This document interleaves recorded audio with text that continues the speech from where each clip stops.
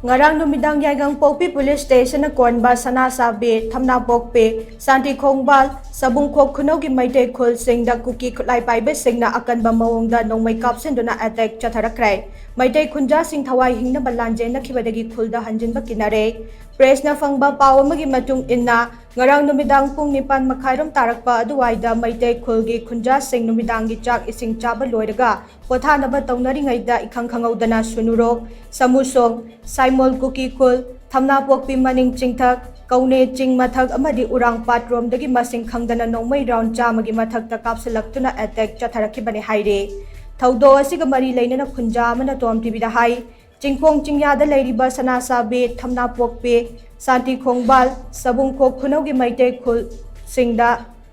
Kuki Khutlai Paiba Singna Nongmai Kapsinduna Akia Khangpiriba Asi Ahanba Nate Adubu Laingaga Sina Chingpong Chingyada Lairiba Praja Singda Yengliba Miteng Asi Yamna Pende Mafam Asida Lairiba Khunja Singa Sina Mayoknariba Awaba Khudongchadaba Kaya Asi Yengsinbinaba Amatta Laitrabra Nongmagi Suraga Nomlaga Imung Puzaba Khunja Kaya Ngaside Irang Asina Maram Oiraga Khamthengna Wanare Punchi Chupa Relief Camp ta Laiba Yagadaba Sunate Yumda Changlaga Laiba Sukire Oirakliba Fiba Masida Matau Karamna Khunja Sing Hingadabano Haibase Yamna Aruba Ama Oire Haina Mahakna Pendaba Wafang Kaya Fongdorake Ako ngarang nungdang si nongmai kapsalakle na koigi yang police station no kon ba jaga khra nongmai kapsale na koi na su pau khongi si matang na kamai thoksim na thok si kitang awazan kitang haibi oja o ai haijira ke oja sumai ta uni oja koigi ngarang si pung nipan makhai ai ko o taning tamang ta pung nipan makhai nungdang gi akoigi saksa na raga koigi pothara ge na tawba matam sida akoigi khangudana haidare Aikoigi Mitai Kunjing Koliba Akoiba Akoigi Sunuro Samusong Simol and the Gidi Akoigi Kaune Tanapopi Maning Sing and the Urang Pat Sidegi Akoigi Akoina the Kanga Yam Nakpati Male Makon Siam Nakpa Akoigi Rains the Haitare Akoigi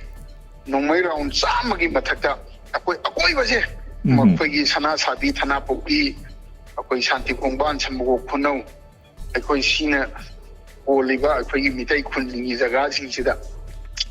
Nongmai Round Samagi Mathaka Akoi Atar Kham Laitana Akoi Khangaudana Kapsalakpa Sumaina Akoi Sidai Sida Akoi As Khungmang Sida Akoi Singmong Singha da Tariba Akoi Karimta Su Khangjatraba Haitare Akoi Mayam Se Khangaudana Sumai Kapsalakpa Sida Yamna Aki Aking Popa and the idea of Nungdang Sida Koi Hingadran Sigadran Kangana Kanghogana Koisi Kushian Chien Bahaitare Amagi Mapanda Madakarai the Chienzigi Haitana Koi Army Mayamam Lay Koisi Pai Mayamam Lay Moy Tolkane to 9,000 Annoy Kino Kono Aduada Kois Minta Wuni Hai Sisu Akoi the Su Todona Su Akoi Kangan Division later like Bobati Koisi Paitana Yam Lay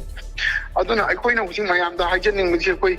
Sumaina Chingong Chinya, the Labusivo, Quibu.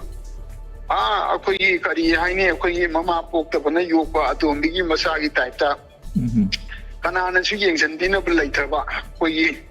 Haitarena, Koi. She the Labusivo, like Hyderabra, Koi Kungi, Wena, Koi Maikai, Wena, Queen and Sumaina, Naxatana, Lady Busivo, later Vida. But the law of Honkalaga, Lavina, Paturibra. Akoi Honka Nai Zulai Chinbam Zulai Koisina Aduni Mayangi Akoi Sarkari Maikai the Kisu Koi Tudona Esmaita Unipopani Hivi Zulai and the Yidi Lady Basing Shivo Koivo Karamamong the Kochikamai Hingo Hivano Akoi Hivon Kandre the Lady Iran Sida. Although the Rangi Toduxida, a so open Mumbai Bukotpagi. So open to Dona, do the Akoi Tajatre, Koi Topo Zulate, Koi the Sunlake, Koi Machine, Lady was in the Tassan, Lavenina, Koi Pau issue to Dona, Adugi, the Kanja, the Legendary Haitan.